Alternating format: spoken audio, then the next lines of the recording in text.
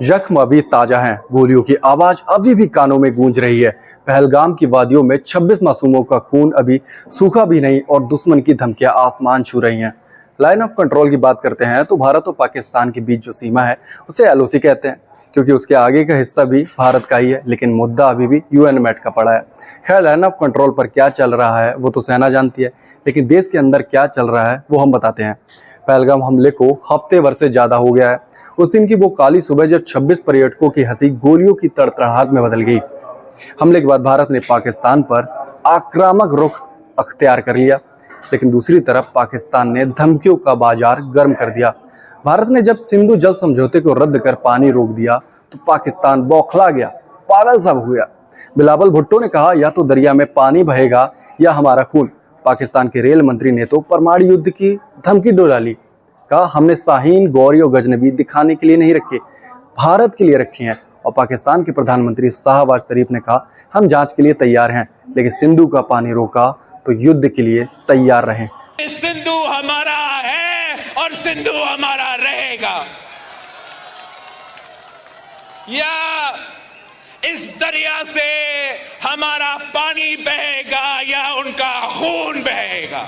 अगर हमारा पानी बंद करेंगे तो फिर जंग के लिए तैयार हो जाएं।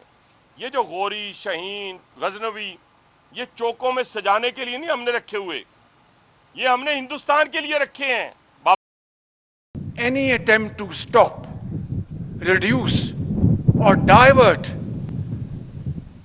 the flow of water belonging to Pakistan under the Indus Waters Treaty would be responded to with full force and might. खैर, ये तो रही उस तरफ की बातें। कुछ बातें इस तरफ भी हो रही हैं।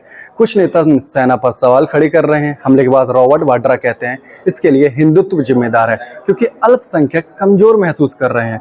कर्नाटक के सीएम सिद्धारमैया कहते हैं पाकिस्तान के साथ युद्ध नहीं करना चाहिए, केंद्र सरकार सुरक्षा व्यवस्था मजबूत करे। हिमाचल के कृषि मंत्री कहते हैं सरकार की गलती है, सिस्टम फेल्योर है, सरकार पड़ोसी देश पर दोष मढ़ देती है। एक और कांग्रेस के विधायक विजय वडेट्टीवार कहते हैं आतंकियों के पास धर्म पूछने का समय नहीं होता, वो तो सिर्फ गोली चलाता है। मणिशंकर अय्यर कहते हैं आज के मुसलमान को लगता है उन्हें पूरी तरह से प्यार और सम्मान नहीं मिल रहा। हिमाचल के कांग्रेस नेता विक्रमादित्य सिंह ने कहा पूरी दुनिया जानती है कि ये इस्लामिक आतंकवाद है, इस पर कार्रवाई होनी चाहिए, हम सरकार के साथ हैं। देखा जाए तो कांग्रेस ही पूरी दो धड़ों में बट गई। एक और कुछ नेता सरकार के कदमों के साथ हैं तो कुछ सरकार के खिलाफ, लेकिन विश्वास पाकिस्तान पर पूरा एक है। पाकिस्तानी मीडिया इन लोगों के बयान के सहारे भारत को ही कटघरे में खड़ा कर रही है कि जो ये गलत आतंकवाद का अटैक हुआ है वो होगा, क्योंकि अगर आप देखेंगे जो सबूत है कि उन्होंने आईडी देखकर उसके बाद उन्होंने चुना किनको उन्होंने मारना है या छोड़ना है, वो कहाँ से होता है? क्योंकि उनको सोच है कि मुसलमानों को दबाया जा रहा है। तो ನಾವು ವಿದ್ಯುತ್ ಪರ ಇಲ್ಲ, ನಾವು ಶಾಂತಿ ಇರಬೇಕು. Partition happened, and till today we are living with the consequences of that partition. Is this how we should be living? Is not the unresolved questions of partition reflected in the terrible tragedy that was enacted near Pahalgam on the 22nd of April? है वो लेती हैं, हम उनके साथ हैं, हमारी सेना लेती है, या और भी जो चीज़ें, और भी जो इंटेलिजेंस एजेंसीज है या एनआईए हैं, तो हम उनके साथ हैं, इसमें कोई दो राय नहीं है, क्योंकि ये राजनीतिक मसला नहीं है।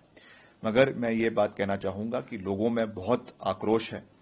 जिस तरीके से ये घटना पहलगाम में हुई, पहलगाम का जो बाइसरन मेडो है वहाँ पर हुई, और इतनी भारी मात्रा में टूरिस्ट वहाँ पे था, मगर फिर भी इंटेलिजेंस एजेंसीज को उसके बारे में जानकारी नहीं मिली। ये भी एक विषय का जो है कंसर्न है, और इसके ऊपर भी क्योंकि अब मसला NIA ने, नेशनल इन्वेस्टिगेटिंग एजेंसी ने उसको ले लिया है। तो ये है आज की सियासत का आलम, जहां एक तरफ पहलगाम की जख्म अभी भी हरे हैं, वहीं देश के अंदर ही सवालों की बौछार हो गई है।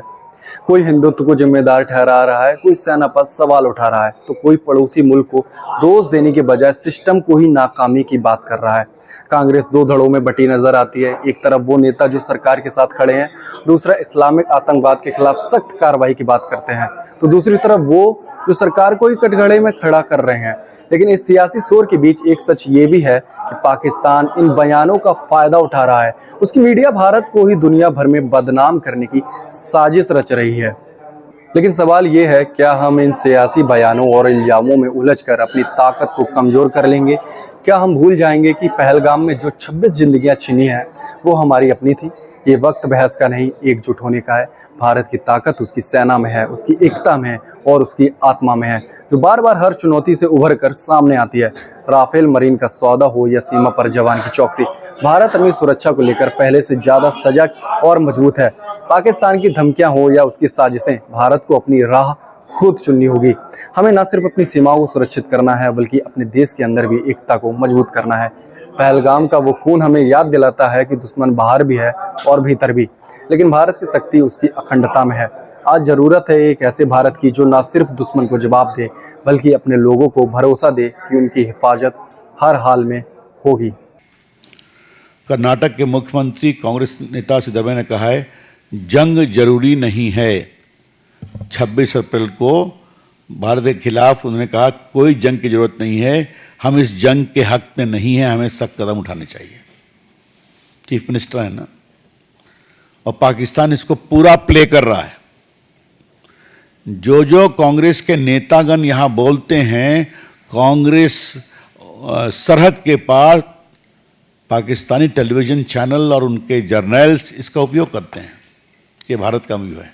Is the chief minister of an important state of India. इनका खूब वायरल हो रहा है। और बाद में उन्होंने एक लंबा चौड़ा पोस्ट तारीफाई किया, उसमें उन्होंने कहा कि बस और भी कोई खास बात नहीं की, खाली हमको देश में एक रूप रहना चाहिए। कर्नाटक के आबकारी मंत्री हैं RB तिमापुर। ये तो कमाल है साहब। आतंकियों ने पर्यटकों को गोली मारने के पहले उनका धर्म नहीं पूछा। मुझे लगता है कि पहलगाम में जो हमला हुआ तो आतंकियों ने वहां मौजूद पर्यटकों से उनके धर्म के बारे में नहीं पूछा। फिर मैं कोट कर रहा हूं, कितने शर्म की बात है। प्रैक्टिकल तौर पर सोच करके देखो, जिस आदमी को गोली चलानी होगी वह किसी की जाति या धर्म पूछेगा, सीधा गोली मार देगा।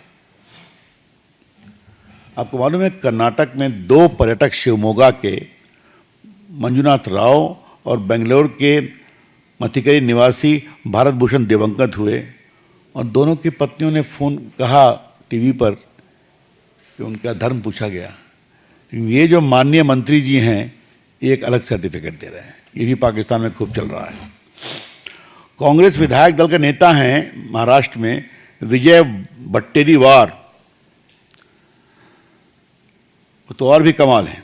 सरकार कह रही है आतंकवादियों ने लोगों से उनका धर्म पूछकर उनकी हत्या की। क्या आतंकवादियों के पास ये सब करने का समय है? कुछ लोग कहते हैं कि ऐसा नहीं हुआ। बाकी सुरक्षा की व्यवस्था क्यों नहीं थी? बाकी सब जो पीड़ित लोग हैं, उनकी जो पत्नियां हैं, जो परिवार के लोग हैं, वो रोते हुए इस सच्चाई को बता रहे हैं। लेकिन ये जो महाराष्ट्र के विधायक दल के नेता हैं, समझ लीजिए आप, that means leader of opposition, वो इस तरह का बेशर्मी भरा गैर जिम्मेवार वक्तव्य दे रहे हैं जो संवेदनहीन है, हाइट ऑफ इनसेंसिटिविटी। अरे कम से कम अपने मुल्क के लोगों की जो जान गई, उनकी भावनाओं की तो कदर करो। श्रीमान विजय वट्टेरीवार जी,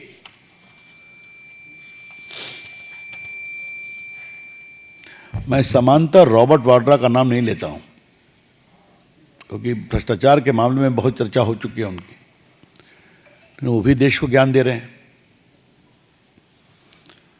लगता है मुसलमानों को देश में दबाया जा रहा है, इसलिए घटना हो रही है।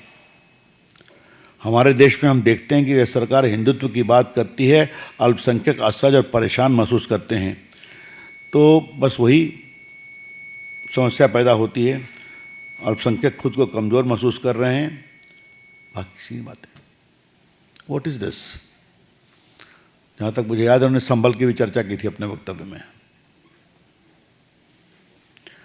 दूसरा, मणिशंकर अय्यर कि बंटवारे की त्रासदी के परिणाम को आज तक हम रिजॉल्व नहीं कर पाए। We have not been able to resolve the consequences of the partition and this aftermath. क्या मतलब है इसका? मैं पूछना चाहता हूं, क्या मतलब है? मणिशंकर अय्यर साधारण व्यक्ति नहीं है। मणिशंकर अय्यर कांग्रेस के मंत्री रहे हैं और राजीव गांधी के खासम खास रहे हैं। रॉबर्ट वाड्रा साधारण व्यक्ति नहीं है, परिवार के दामाद हैं, प्रियंका गांधी के पति हैं। क्या मतलब है इसका? इस तरह की आप गैर जिम्मेदाराना बात करेंगे जब आपके एक राहुल गांधी जी कह रहे हैं देश को एक होना चाहिए, और खड़गे जी बात को कह रहे हैं।